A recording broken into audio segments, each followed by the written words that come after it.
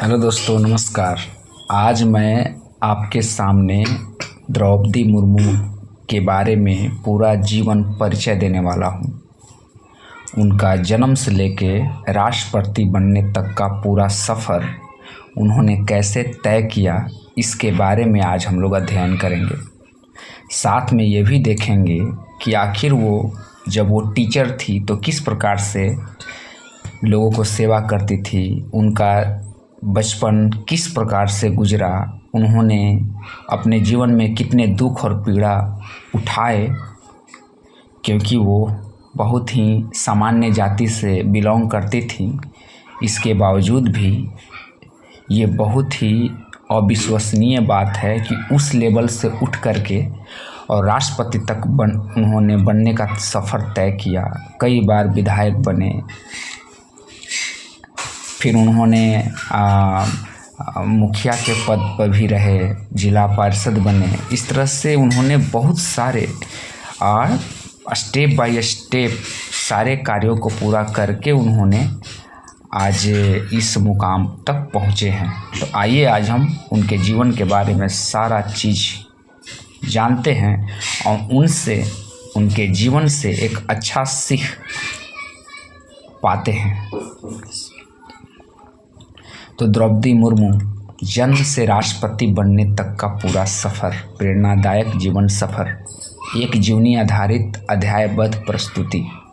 चलिए, बहुत अच्छी बात है ना। अध्याय एक छोटे गांव की बेटी। क्या शुरुआत है अध्याय 1 का।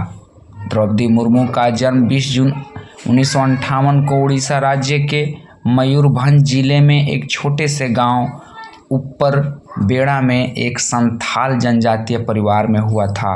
उनके पिता का नाम बिरांची नारायण टुड्डू था। उनका परिवार एक आदिवासी समुदाय से था। आगे देखते हैं क्या लिखा हुआ है। जिसमें शिक्षा आधुनिक जीवन की पहुंच सीमित थी, फिर भी उनके माता पिता ने उन्हें शिक्षा के महत्व को समझाया और पढ़ने के लिए प्रेरित किया। अध्याय 2 कहता है, शिक्षा का सफ़र उनकी कैसी रही। तो आइए देखते हैं। द्रौपदी मुर्मू ने अपने प्रारंभिक शिक्षा गांव के स्थानीय स्कूल से प्राप्त की। इसके बाद उन्होंने भुवनेश्वर के रामदेवी महिला कॉलेज से स्नातक की पढ़ाई की और उसके बाद एक आदिवासी लड़की के लिए उस समय उच्च शिक्षा प्राप्त करना एक चुनौतीपूर्ण कार्य था, लेकिन द्रौपदी जी ने संकल्प और मेहनत से यह कर दिखाया। अब आते हैं अध्याय 3 कहता है, शिक्षक से सामाजिक सेविका तक का उनका सफ़र। स्नातक की शिक्षा पूरी करने के बाद द्रौपदी मुर्मू ने उड़ीसा सरकार के जंगल संसाधन विभाग में कनिष्ठ सहायक के रूप में नौकरी की। कुछ समय बाद उन्होंने यह नौकरी छोड़ दी और छोड़ने के बाद रायरंगपुर में आदिवासी बच्चों को पढ़ाने के लिए एक स्कूल शिक्षिका बन गई। उन्होंने सरस्वती शिशु मंदिर में पढ़ाना शुरू किया। उनका यह निर्णय यह दर्शाता है कि वे समाज की सेवा में रुचि रखती थीं और अपने जड़ों से जुड़ी रहना चाहती थी।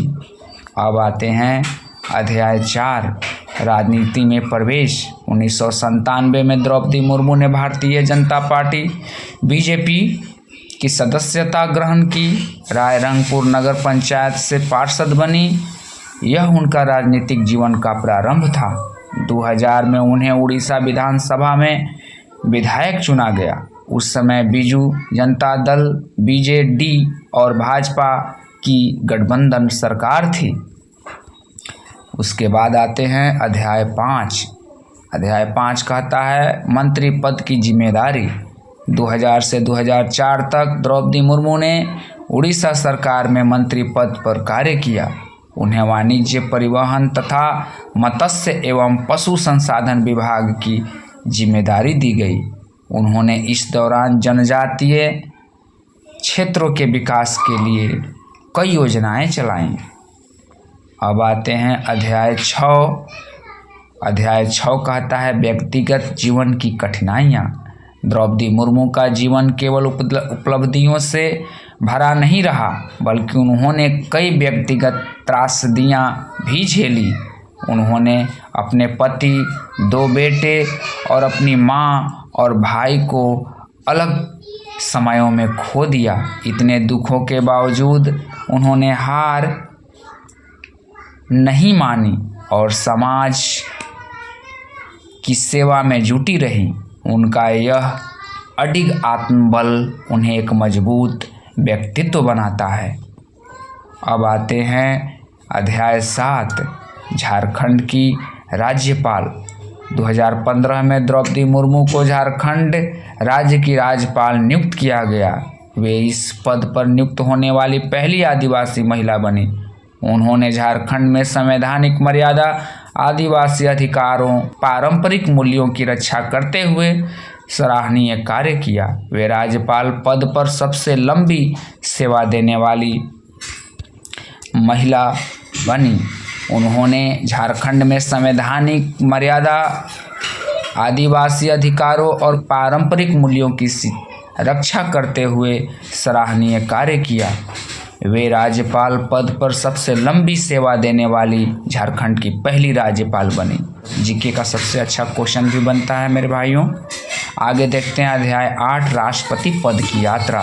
21 जून 2022 को राष्ट्रीय जनतांत्रिक गठबंधन एनडीए ने द्रौपदी मुर्मू को भारत के राष्ट्रपति पद के उम्मीदवार के रूप में नामित किया। उनका चयन आदिवासी समाज, महिलाओं और हाशिए पर खड़े लोगों के लिए एक प्रेरणा बन गया। इसके बाद आते हैं 18 जुलाई 2022। उन्होंने विपक्ष की उम्मीदवार यशवंत सिन्हा को हराकर जीत हासिल की और 25 जुलाई 2022 को भारत के 15वें राष्ट्रपति के रूप में शपथ ली। वे भारत की पहली आदिवासी राष्ट्रपति और दूसरी महिला राष्ट्रपति बनी।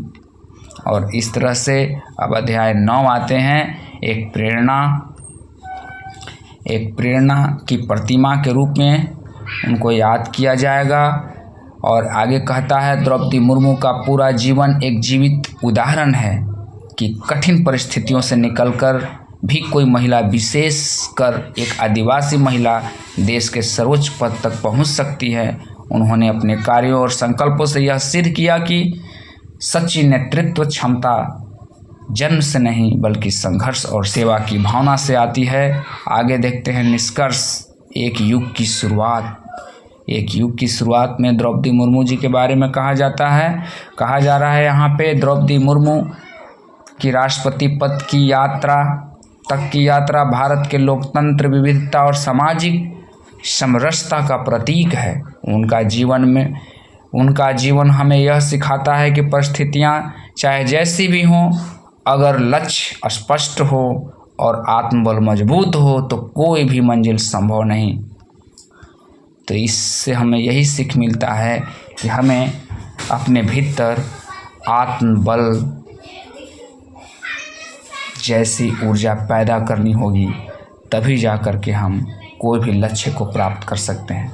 यदि दोस्तों आपको यह कहानी अच्छा लगा हो तो प्लीज़ आप कमेंट में इसी तरह के संभावना को